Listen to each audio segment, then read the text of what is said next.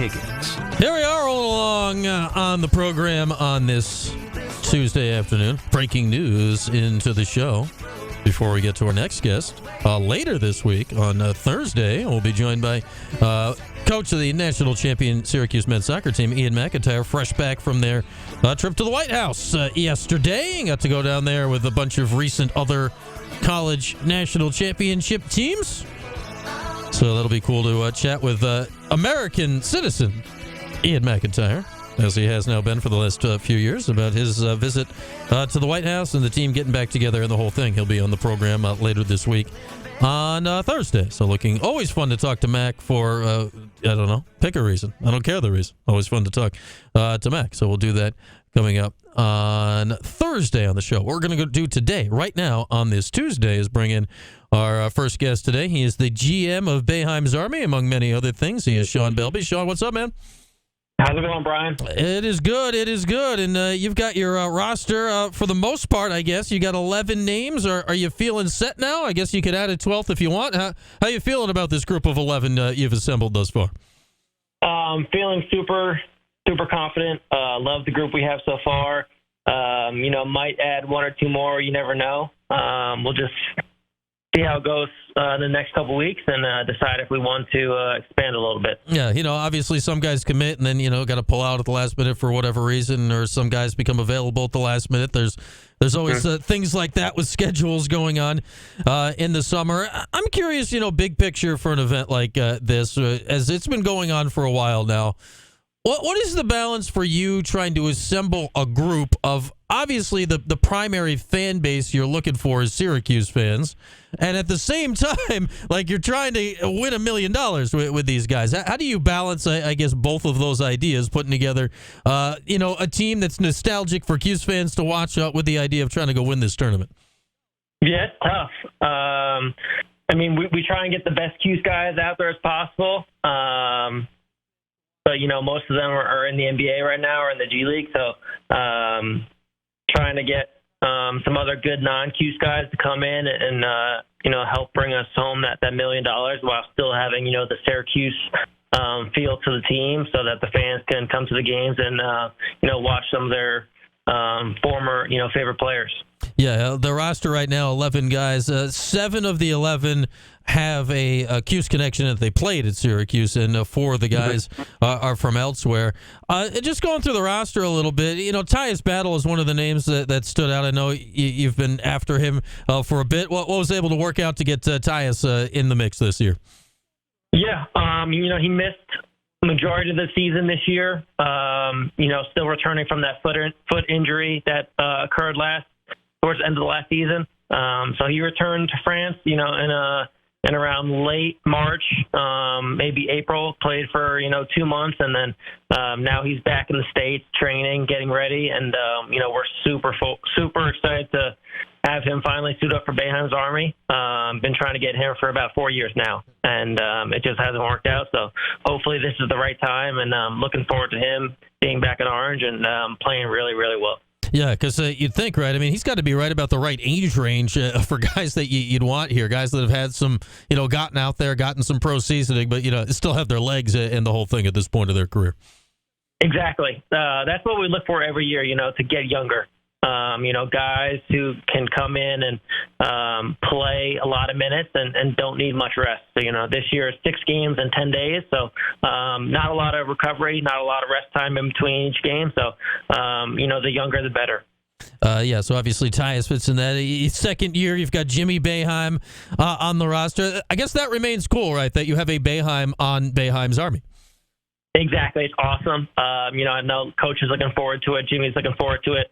Had him last year, but this year he's going to have a much bigger role, coming off a great season overseas. 6'9", can shoot it, can play a little bit inside. So we're looking for him to be a huge part of the team this year. The hugest part of the team, I guess, will be Pascal Chukwu. I mean, you don't have anybody taller than 7'2". How does Pascal fit into this? Because this tournament, I don't want to pigeonhole it as this, but it feels like a very spread out, like a lot of threes get shot in a tournament like this. How does a guy like Pascal fit in the style of basketball that gets played here? You're right. This tournament is primarily a guards tournament, but we think Pascal could have a huge impact for us, especially in the defensive end.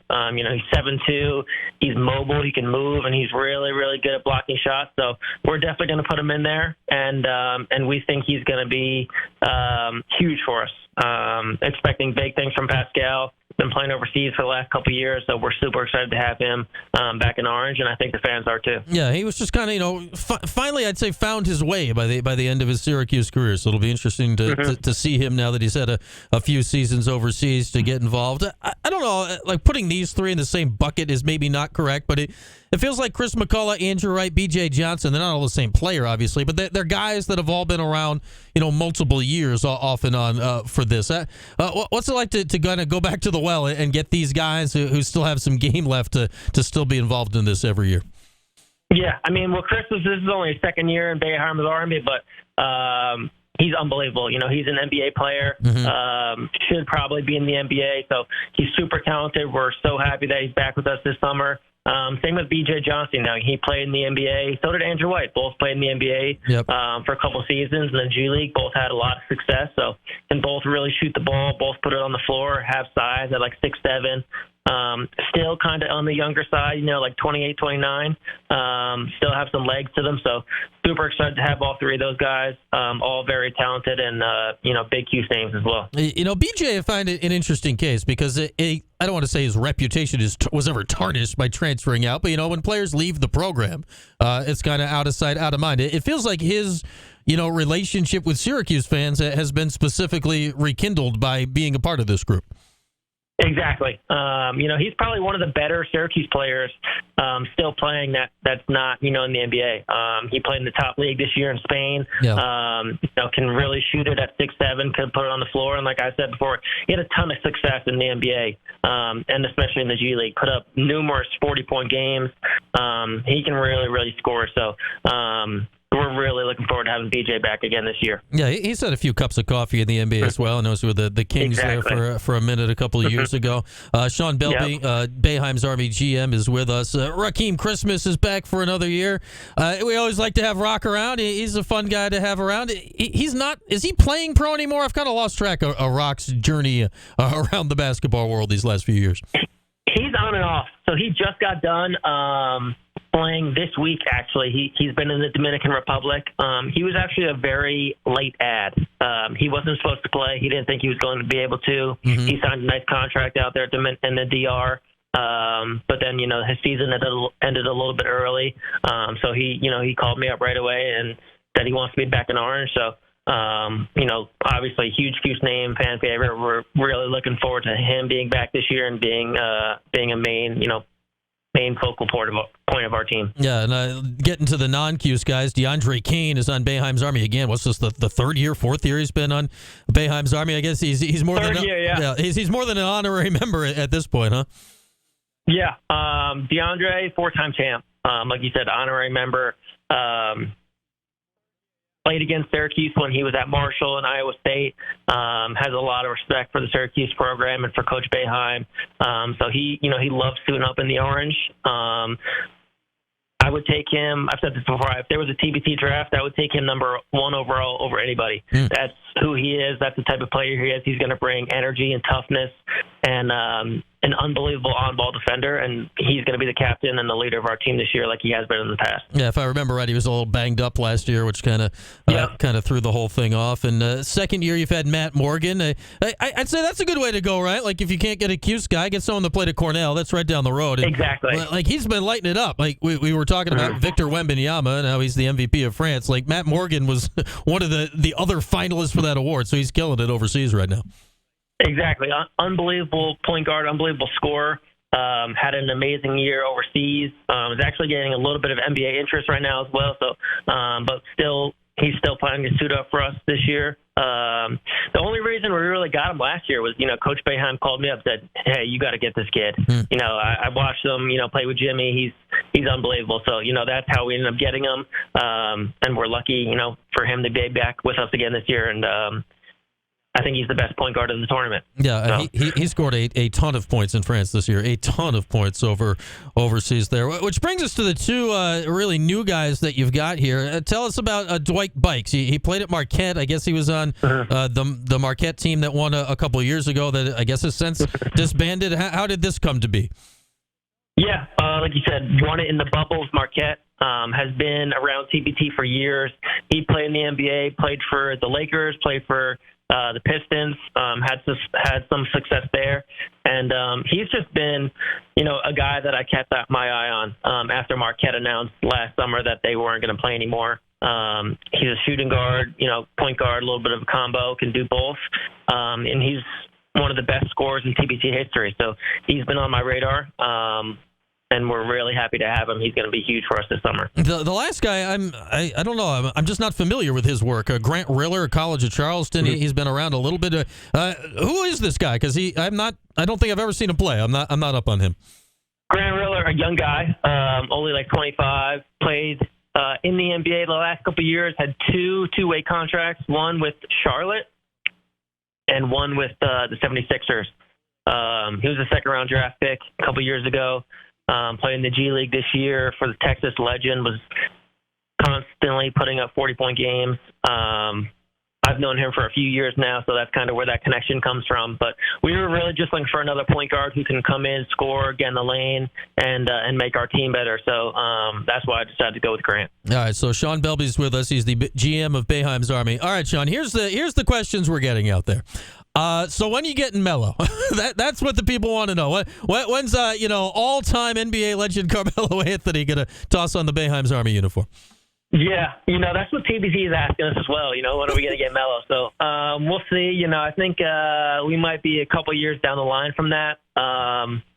But you never know. Maybe he'll make an appearance this summer. So we'll see. Okay, Melo just sitting there watching would be pretty good, right? Exactly. Yeah. So the semifinals and finals are in Philadelphia this year. So a lot closer, than Dayton is. So I know he lives in New York most of the time. So, if he wants to pop out to Philly to watch us win $1 million, that'd be awesome. There you go. So, Carmelo, you're always welcome. You are always welcome. You don't even need to call. Just show up. They'll figure it out. They'll figure it out. All right. The other question is this. The guy the team is named after, he's free now. So when is Jim Boeheim going to coach Boeheim's Army? Good question. That's maybe in a couple years. Right now I think coach is just happy, watching from the sidelines, watching Jimmy and these other guys that he used to coach, suit up, representing him. This team obviously named after him, Boeheim's Army. So he loves the tournament, is involved with it every year, always gives me input, on recruiting guys. So he's definitely involved. And we're just happy that he's in our corner. Yeah, the third main question, everyone in the chat wants to know this right now. How do you divide up the cash if you win? Is it just, everyone gets the same of the players, or are there other ways this goes about?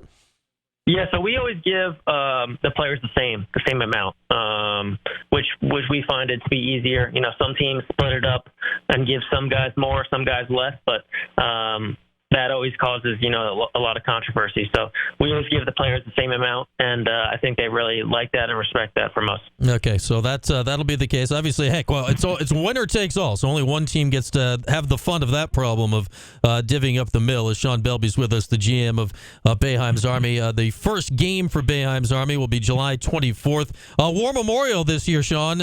What led to that? Obviously, OCC had been a great host for you guys the last few years. War Memorial's a little roomier. How did it come about? You guys will be downtown this year. That's a good question. I wasn't really involved in that part of the process, but really looking forward to being at War Memorial. Hopefully, having a bigger crowd. Obviously, right in downtown Syracuse, so a lot of things to do around there, before and after the game. So hopefully, we're gonna draw a lot of Cuse fans and have an unbelievable crowd. And it looks like the schedule's changed a little bit here. I mean, initially, a few years ago, it used to be, 3 days in a row you play. It looks a little more spaced out. Now, I don't know if that's an ESPN scheduling thing, so these guys aren't gassed thing. How does it work out that you guys will be a little more spread out? I think the games are Monday, Wednesday, and Friday that week.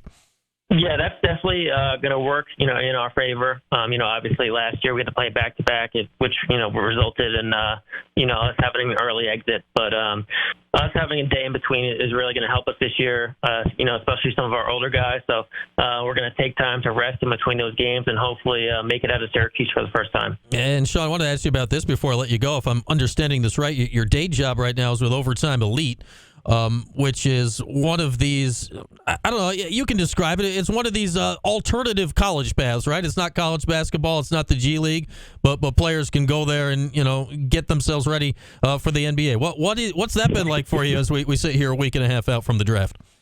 Yeah, basically, that's what it is. But it's also high school, similar to like an IMG Academy. So kids can come here. Now with NIL, kids can come here for their high school and still maintain their college eligibility. But this is an exciting week for me and for Overtime Elite. We have two twin brothers who are both projected to be top 5 picks, who have been at Overtime Elite the past 2 years. Like you said, they chose to come here and skip college. So they did their senior year of high school at Overtime Elite, and then this past year, which is technically their gap year, which makes them eligible for the draft. So, like I said, they're two twin brothers, both like 6'7", 6'8", and they're both projected to be top 5 picks in the NBA draft this year. So I'm going to be down there in New York City at the draft with them. Worked with them a lot this year as a player development coach and an assistant coach with their team. So had to spend a ton of time with them, and really looking forward to next Thursday night at the Barclays Center. Apologies if I'm not pronouncing their names correctly. Amen and Osur Thompson are these twins. What are they like? Because this is interesting. Like, the draft is weird now because there's a lot of players that get picked that, like just the average Syracuse college basketball fan, like 20 years ago, you've seen all these guys play. Now you look at the lottery and it's like, man, I haven't seen these guys play at all. Well, what are these two guys like? How good are they, and how ready are they to get in the league next year? They're very, very good. They actually played in the TBT last summer with Overtime. Overtime put in a team. They played, lost in the first round, but played really, really well. But they're generational athletes and on-ball defenders, which is going to get them on the court right away in the NBA. The way they guard the ball is something I've never seen before. They're like LeBron James type athletes. Can both get to the basket, at will, can handle it. They're both 6'7", 6'8" point guards, basically. So looking forward to them having, ton of success in the NBA in years to come. All right, very cool. They'll both hear their names very, very early next Thursday night. And, of course, you can hear the draft right here on ESPN Radio. All right, Shaun, good stuff. Good to chat. As always, I'm sure we'll touch base again when we get closer to the TBT getting going next month. Sounds good, Brian. Thanks for having me. Appreciate it. All right, that is Shaun Belbey, the GM of Boeheim's Army. Good to get a little rundown of the roster, which is not necessarily finalized, but had to be at 9 by Saturday. They are at 11, and they are ready to go to host a regional yet again. That's become kind of an annual summer thing around these parts, and we'll be looking forward to that coming up on July 24th. The one time that's announced, Boeheim's Army will be playing at 9 o'clock Monday, July 24th against, somebody. We'll figure that out later. Figure that out later. All right, we'll take a break. Much more to come after this on this hour, brought to you by William Attar. Hurt in a car? Call William Attar at 444-4444. More to come after this. It's QSportsTalk.com and ESPN Radio.